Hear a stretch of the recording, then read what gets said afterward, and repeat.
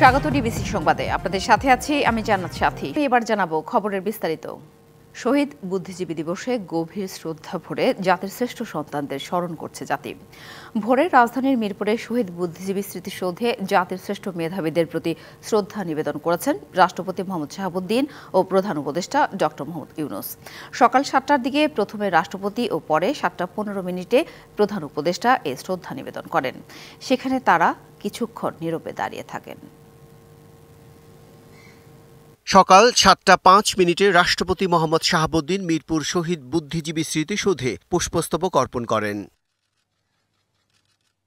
এ সময় তিনি জাতির শ্রেষ্ঠ সন্তানদের স্মৃতির প্রতি গভীর শ্রদ্ধার অংশ হিসেবে সেখানে কিছুক্ষণ নীরবে দাঁড়িয়ে থাকেন। এ সময় বাংলাদেশ সশস্ত্র বাহিনীর একটি চৌকস দল রাষ্ট্রপতিকে রাষ্ট্রীয় স্যালুট প্রদান করেন। বিয়োগলে করুণ সুরে শহীদদের প্রতি শ্রদ্ধা জানিয়ে গার্ড অব অনার প্রদান করে ৩ বাহিনীর একটি চৌকস দল। শহীদ স্মৃতিসৌধে শ্রদ্ধা নিবেদনের পর উপস্থিত যুদ্ধাহত মুক্তিযোদ্ধা ও শহীদ পরিবারের সদস্যদের সঙ্গে কৌশল বিনিময় করেন রাষ্ট্রপতি মোহাম্মদ শাহাবুদ্দিন।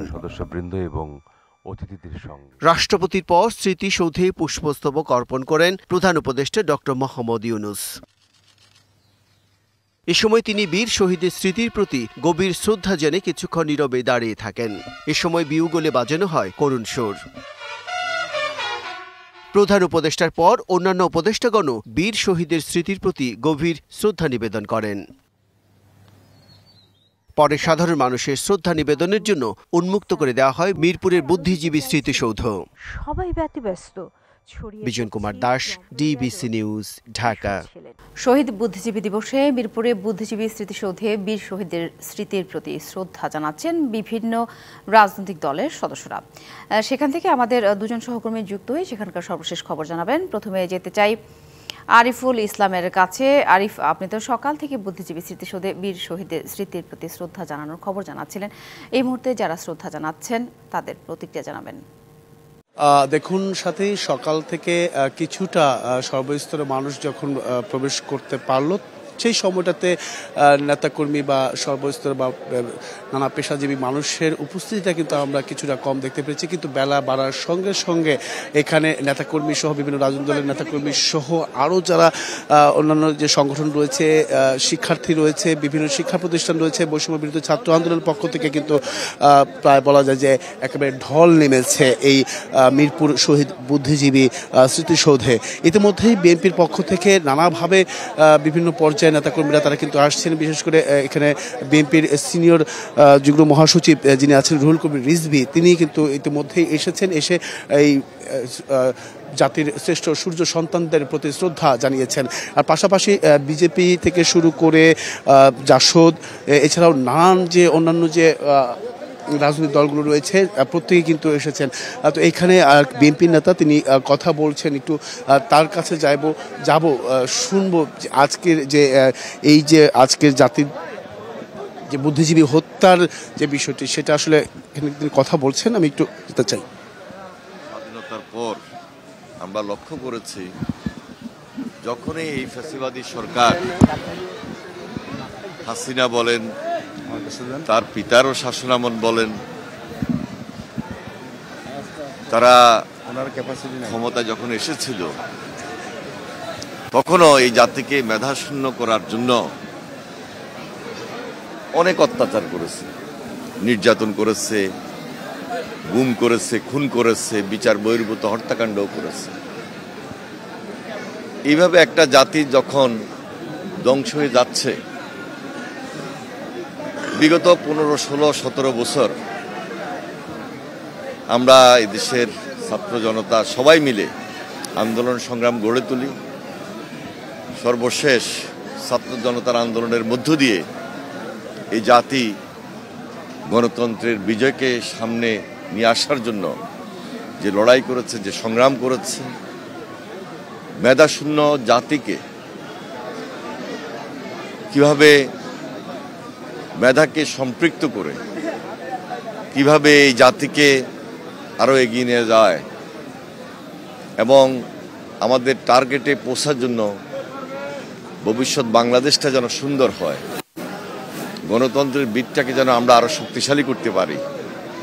সেজন্য এই ছাত্র জনতার আন্দোলনে এদেশের ছাত্ররা যে নেতৃত্ব দিয়েছে সেটা স্মরণীয়। সেই জন্য আগামীতে আমাদের সবার দায়িত্ব হলো এই সংগ্রামে যারা অবতীর্ণ হয়েছিলেন একদিকে তাদের স্মরণে রাখা, আরেকদিকে এই জাতির ভবিষ্যৎ যেন সুন্দর হয়, ভবিষ্যৎ বাংলাদেশটি যেন সুন্দর বাংলাদেশ গড়ে উঠতে পারে, সেই জন্য সবাইকে ঐক্যবদ্ধভাবে কাজ করা, সেটা আমাদের লক্ষ্য। শুনছিলেন সাথে আমি আরেকজনের কাছে একটু যেতে চাই, যিনি বিএনপির সিনিয়র যুগ্ম মহাসচিব, তিনি কিন্তু কথা বলছেন এখানে গণমাধ্যম কর্মীদের সঙ্গে। আর এর পাশাপাশি যে গণ অভ্যুত্থানের হয়েছে 5ই আগস্টে, সেই গণ অভ্যুত্থান যাতে পরবর্তী বাংলাদেশে ইতিহাস বিকৃতি করতে না পারে সেই বিষয়টিও কিন্তু তারা বলছেন, যাতে করে নতুন প্রজন্মের কাছে ছড়িয়ে দিবেন। ইতিমধ্যেই যিনি এখন ফুল দিয়ে শ্রদ্ধা জানাতে গিয়েছেন বিএনপির সিনিয়র যুগ্ম মহাসচিব, তিনি গিয়েছেন। তো বলা যায় যে 71-এর স্বাধীনতার পর 5ই আগস্টে যে গণ অভ্যুত্থান হয়েছে, সেই গণ অভ্যুত্থান এবং কি 71-এর সত্যিকার ইতিহাস নতুন প্রজন্মের কাছে তুলে ধরার প্রত্যয় ব্যক্ত করেছেন কিন্তু এই রাজনৈতিক নেতাকর্মী সহ দেশের সর্বস্তরের জনগণ। এই ছিল এখান থেকে সাথে সবশেষ। পরবর্তী সংবাদে নতুন কোন তথ্য পেলে অবশ্যই জানানোর চেষ্টা করব। নিশ্চয়ই আরিফ, অনেক ধন্যবাদ। এবার সহকর্মী নূপুর মাহমুদের কাছ থেকে জানবো শহীদ বুদ্ধিজীবী দিবসে মিরপুর বুদ্ধিজীবী কবরস্থানে বীর শহীদদের শ্রদ্ধা জানানোর খবর। নূপুর, বীর শহীদদের স্মৃতির প্রতি শ্রদ্ধা তো জানানোর খবর জানাবেন, পাশাপাশি রাজনৈতিক নেতারা কি বলছেন, আর শহীদ বুদ্ধিজীবী দিবস ঘিরে তরুণদের ভাবনায় বাকি সব মিলে জানাবেন। আপনাকে আপনি যেমনটি বলছিলেন, আমি এই মুহূর্তে উপস্থিত আছি মিরপুর বুদ্ধিজীবী শহীদ মিনারের স্মৃতিসৌধের সামনে। এখানে আপনি দেখতে পাচ্ছেন আমার পিছনে বিভিন্ন স্তরের নেতাকর্মীরা আসছেন, সেই সাথে সাধারণ মানুষের ঢল নেমেছে বাংলার শ্রেষ্ঠ সন্তানদের শ্রদ্ধা জানানোর জন্য। আমরা ইতিমধ্যে দেখেছি এখানে বিভিন্ন সংগঠন থেকেও শ্রদ্ধা জানানোর জন্য নেতাকর্মীরা থেকে শুরু করে অনেকে আসছেন। এর আগে সকাল 7টার দিকে প্রধান উপদেষ্টা এসেছিলেন, তারপর থেকেই বিভিন্ন সংগঠন থেকে শুরু করে বিভিন্ন রাজনৈতিক দলের নেতারা আসছেন। এখনও আমরা দেখতে পাচ্ছি ঢাকা কমার্স কলেজ থেকে শিক্ষার্থীরা আসছেন এবং একের পর এক শ্রদ্ধা নিবেদন করছেন বাংলার বীর সন্তানদের প্রতি। আপনাকে একটু বিষয় জানিয়ে রাখি, প্রসঙ্গত আজকে 14 ডিসেম্বর শহীদ বুদ্ধিজীবী দিবস। আপনি জানেন যে আজকের এই দিনে পাকিস্তানি হানাদার বাহিনীরা বাঙালি জাতিকে মেধাশূন্য করার জন্য একটি জঘন্য চক্রান্ত করেছিল। আর সেই সময় সেই দিনই আমাদের শ্রেষ্ঠ সন্তানদের হারিয়েছে দেশ। সেই সাথে ছিল বিভিন্ন শিক্ষক।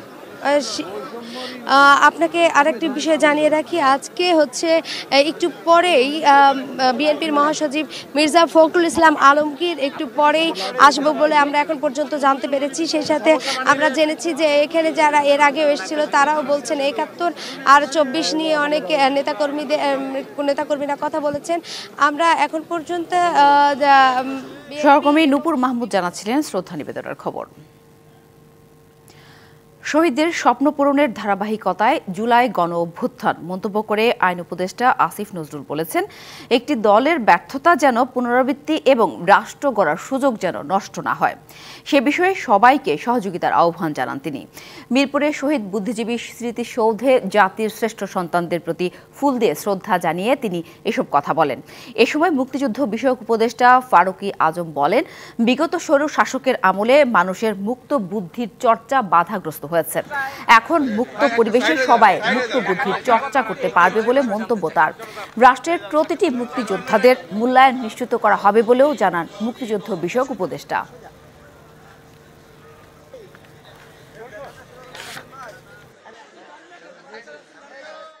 ৭১ মুক্তিযুদ্ধ, আমাদের শহীদ বুদ্ধিজীবীরা আছেন, মুক্তিযোদ্ধারা আছেন, ওনারা যে স্বপ্ন, যে প্রত্যয় এবং যে ভালোবাসা, দেশের প্রতি ভালোবাসা নিয়ে যে সংগ্রামে ঝাঁপিয়ে পড়েছিলেন, সেটারই কন্টিনিউয়েশন ছিল আমাদের জুলাই গণ অভ্যুত্থান।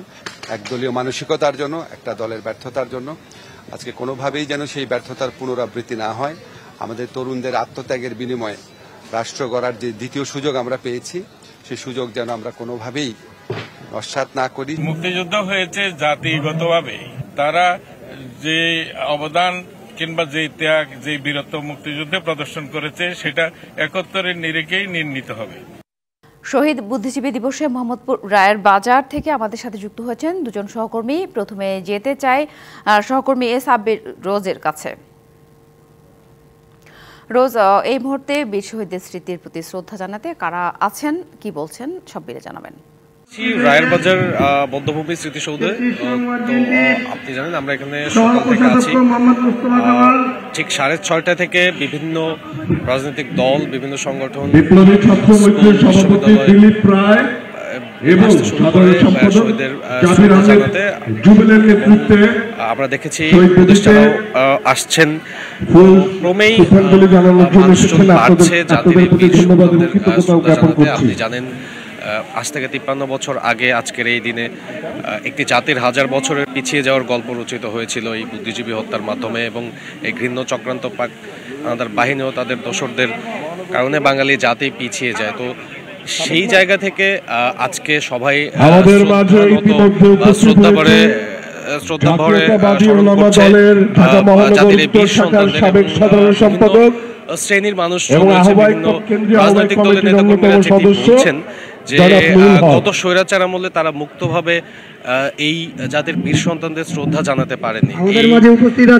এইবার পরিবর্তিত প্রেক্ষাপটে এই শ্রদ্ধা জানাতে পেরে তারা আবেগঘন একটি মুহূর্তের মধ্যে দিয়ে যাচ্ছে বলে জানিয়েছেন। এবং আপনি জানেন কিছুক্ষণ আগে মুক্তিযুদ্ধ বিষয়ক উপদেষ্টা বলেছেন যে গত স্বৈর শাসকের আমলে যাদের এই বীর সন্তানদের প্রকৃত যে রাষ্ট্রীয় মর্যাদা সেটি থেকে সেটি পাননি, এবং অনেক মুক্তিযোদ্ধাও সেটি থেকে দূরে ছিলেন। তো তিনি যেটি আশ্বাস দিয়েছেন যে যারা মুক্তিযোদ্ধা রয়েছেন তাদের রাষ্ট্রীয়ভাবে যে প্রকৃত মূল্যায়ন রয়েছে সেই মূল্যায়ন করা হবে, এবং বুদ্ধিজীবী পরিবারের পাশে সবসময় সরকার থাকবেন এবং তাদের সাহায্য সহযোগিতা করবেন। এবং আপনাকে একটা কথা বলে রাখি, সেটি হচ্ছে যে বিএনপি মহাসচিব কিছুক্ষণের মধ্যে আসবেন আমরা যেটি জানতে পেরেছি, এবং তার সাথেই বিভিন্ন রাজনৈতিক দলগুলো এখন আসছে আমরা দেখছি। তো বিএনপির পক্ষ থেকে যে বিষয়টা বলা হচ্ছে যে তারাও এই এত বছর পরে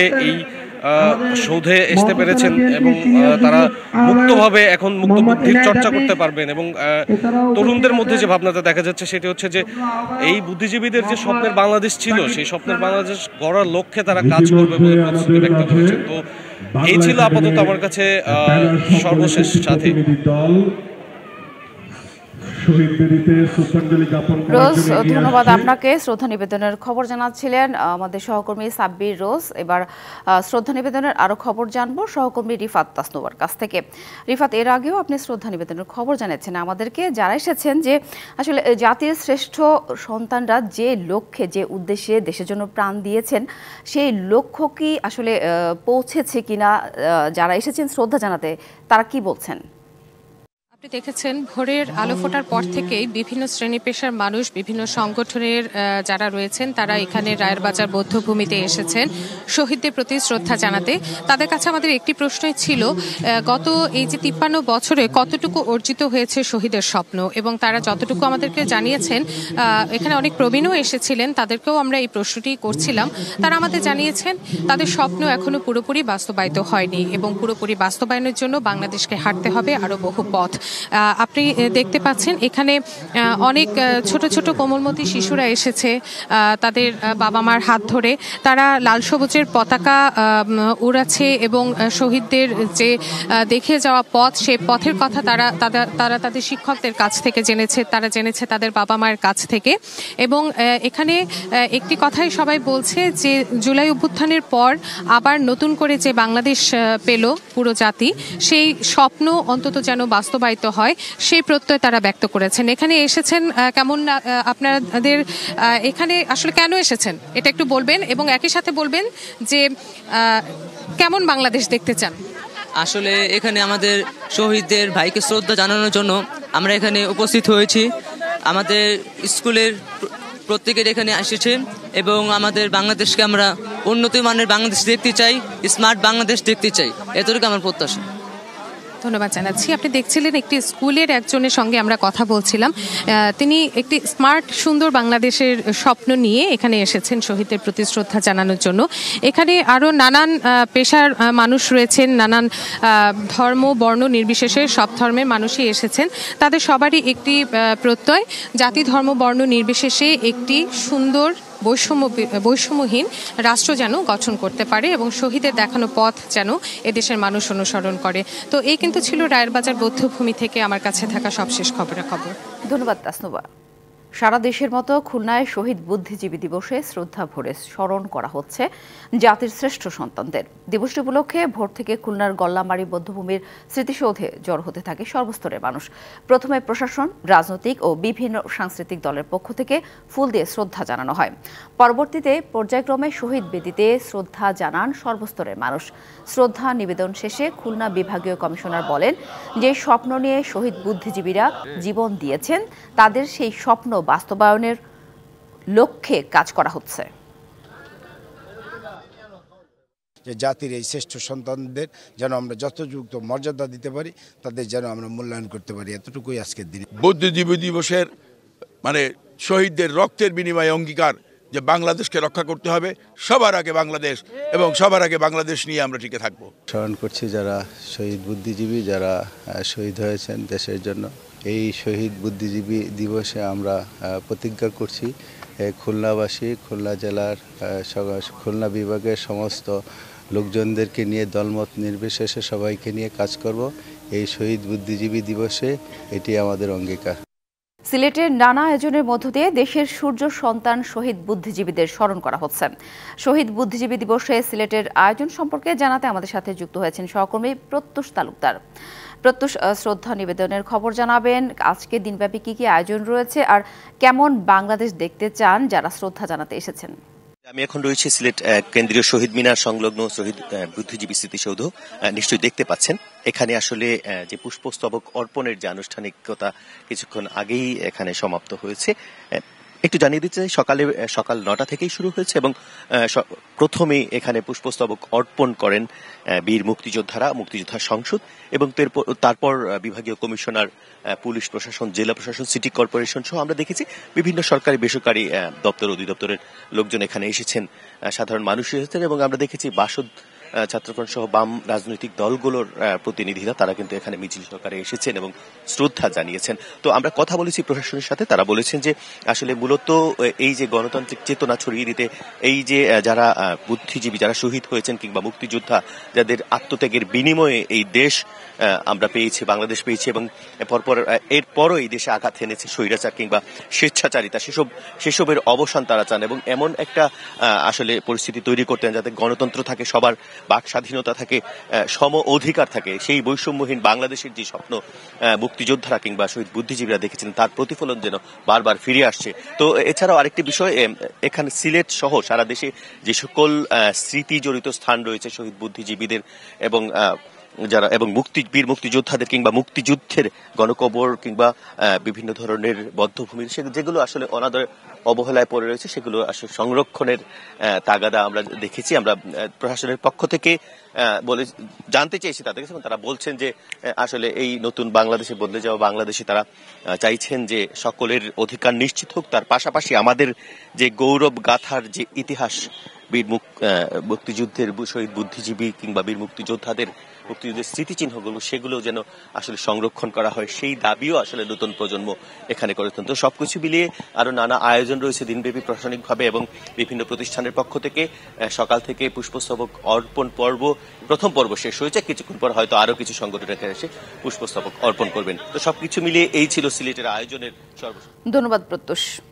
দশম ঢাকা ব্যাংক বিজয় দিবস কাপ গলফ টুর্নামেন্ট 2024-এর পুরস্কার বিতরণী অনুষ্ঠিত হয়েছে।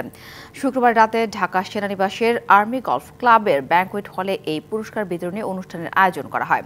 এতে প্রধান অতিথি হিসেবে উপস্থিত থেকে সেনাবাহিনীর প্রধান জেনারেল ওয়াকারুজ্জামান বিজয়ীদের মাঝে পুরস্কার বিতরণ করেন। প্রেম ও দ্রোহের কবি হেলাল হাফিজের প্রথম জানাজা অনুষ্ঠিত হবে বাংলা একাডেমিতে বেলা 11টায়। পরে বাদ জোহর মরদেহে শ্রদ্ধা জানানোর জন্য রাখা হবে জাতীয় প্রেসক্লাবে। সবশেষে তাকে দাফন করার জন্য রয়েছে রাজধানীর মিরপুরে বুদ্ধিজীবী কবরস্থানে। শুক্রবার বিকেলে রাজধানীর শাহবাগে একটি হোস্টেলে পা পিছলে পড়ে যান তিনি।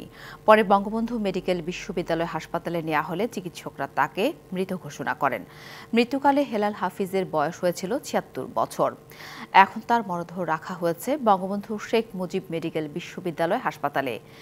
যে জলে আগুন জ্বলে, এখন যৌবন যার, যুদ্ধে যাবার তার শ্রেষ্ঠ সময়, এমন অনেক জনপ্রিয় কবিতা লিখে গেছেন হেলাল হাফিজ। হেমন্তের শেষ মুহূর্তে রাজধানী সহ সারা দেশে বেড়েছে শীতের প্রকোপ। কনকনে ঠান্ডা আর হাড় কাঁপানো শীতে জুবুথুবু জনজীবন। আজ দেশে সর্বনিম্ন তাপমাত্রা রেকর্ড করা হয়েছে চুয়াডাঙ্গায় ৮.৭ ডিগ্রি সেলসিয়াস। দেশের দক্ষিণ পশ্চিমের জেলা চুয়াডাঙ্গার উপর দিয়ে বয়ে যাচ্ছে মৃদু শৈত্যপ্রবাহ। জেলায় সর্বনিম্ন তাপমাত্রা রেকর্ড করা হয়েছে ৮.৭ ডিগ্রি সেলসিয়াস। গতকাল থেকে এই জেলায় শুরু হয়েছে মৃদু শৈত্যপ্রবাহ। এর সাথে রয়েছে ঘন কুয়াশা ও কনকনে ঠান্ডা বাতাসের দাপট। সন্ধ্যার পর থেকে সকাল অবধি এর তীব্রতা বাড়ছে। দিনের কিছু সময় সূর্য উঠলেও উত্তাপ মিলছে না। এই অবস্থায় নিম্ন আয়ের মানুষের দুর্ভোগ কয়েক গুণ বেড়েছে। এদিকে ঘন কুয়াশায় মাঠে ধানের বীজতলা নষ্টের সম্ভাবনা দেখা দিয়েছে। উত্তরের জেলা পঞ্চগড়ের উপর দিয়ে বয়ে যাচ্ছে মৃদু শৈত্যপ্রবাহ। ঘন কুয়াশা আর হিমেল বাতাসে কাহিল জেলার মানুষজন। জেলায় আজ সর্বনিম্ন তাপমাত্রা রেকর্ড হয়েছে ৯.৪ ডিগ্রি সেলসিয়াস। ঠাকুরগাঁওয়েও তাপমাত্রা ক্রমাগত নিচের দিকে নামতে শুরু করেছে, যা শীতের তীব্রতা আরও বাড়িয়ে দিচ্ছে। অনেকেই আগুন জ্বালিয়ে শীত নিবারণের চেষ্টা করছেন। আবারও অভিশংসন ভোটের মুখে পড়েছেন দক্ষিণ কোরিয়ার প্রেসিডেন্ট ইউন সুক ইয়োল। স্থানীয় সময় শনিবার প্রেসিডেন্টের অভিশংসনের জন্য দ্বিতীয়বারের মতো ভোট দেবেন দেশটির আইন প্রণেতারা। শুক্রবার পার্লামেন্টে আনুষ্ঠানিকভাবে দ্বিতীয় অভিশংসনের প্রস্তাব পেশ করেছে দেশটির ন্যাশনাল অ্যাসেম্বলি। চলতি মাসের শুরুতে হঠাৎই সামরিক আইন জারির চেষ্টা করলে ইউন সুক ইয়োলকে অভিশংসন করতে ভোট গ্রহণের আয়োজন করে আইন প্রণেতারা। ক্ষমতাসীন পিপলস পাওয়ার পার্টি ভোট বর্জন করায় অভিশংসন প্রচেষ্টা ব্যর্থ হয়। এদিকে গেল সপ্তাহে এক প্রকাশ্যে বিবৃতিতে ইউন সুক ইয়োল জানান, গণতন্ত্র রক্ষা করতেই সামরিক আইন ঘোষণা করেছিলেন। পাশাপাশি তাকে অভিশংসন করার সকল প্রচেষ্টা রুখে দেবেন বলেও অঙ্গীকার করেন। সংবাদ এ ছিল এখনকার মতো। ডিবিসি নিউজের সংবাদগুলো পড়তে ভিজিট করুন dbcnews.tv আর ভিজিট করুন ডিবিসি নিউজের ফেসবুক পেজ এবং ইউটিউব চ্যানেল। ডিবিসির সঙ্গেই থাকুন।